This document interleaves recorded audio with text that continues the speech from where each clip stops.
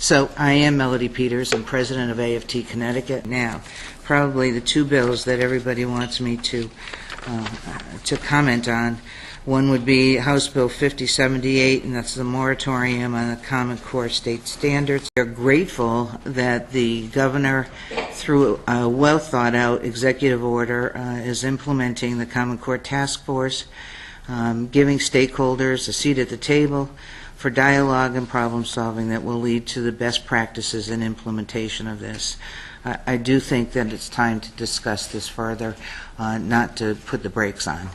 Lastly, on House Bill 53, so I would say that we are opposed to that bill. Talk about flexibility. I mean, you both have addressed flexibility, but I just want to give you something practical that happened in my district. My district set up teacher evaluation, redid it all a couple of years ago. They got the community involved in the dialogue. For months, community members met and talked about it. Then they got and the teachers were there too, but then the teachers got involved. And they worked on it. And then the master teachers in my town took it to another level with our administrators. We applied, talk about flexibility, prior to the peak revisions, we applied for a waiver. Of the 19 objectives, we met 16 of them, and we were turned down for the waiver. Really? So I think you say towns, districts don't know about it and they're not applying for flexibility. I think a lot of them are afraid of it. It's not necessarily the pudding, but it's the proof in the pudding and how this has rolled out and been implemented.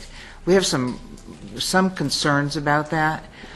We choose to deal with it internally and try to resolve that. I just want to make sure I heard you. I thought you indicated that you said that there are some issues that you have identified and that you're trying to work through them internally, and I appreciate your candor.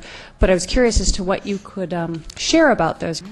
So if you could just perhaps identify to me some of the issues that you are in fact facing, it would help me put some perspective on some of these issues.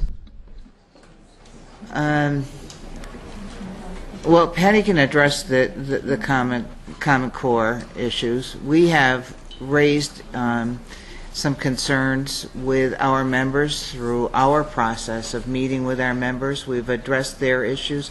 Patty does it very well through her council, and we bring those issues to the forefront. To me, it's a negotiation process, and I particularly don't like, my style is to not negotiate publicly.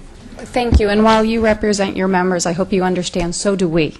So the fact that they have reached out to many of us and identified concerns, you're putting us in a difficult position and recognizing that there are problems, but not perhaps identifying them to us so that we can work on them. I believe that everybody here wants to put forward the best effort for our children and our educators in the state, so it's particularly difficult, at least for me personally, when folks come before me and indicate that there are issues, but they don't necessarily want to speak about them publicly in a public forum. I think we've stated our positions very clearly on both bills that are before you, HB 5078, 5331.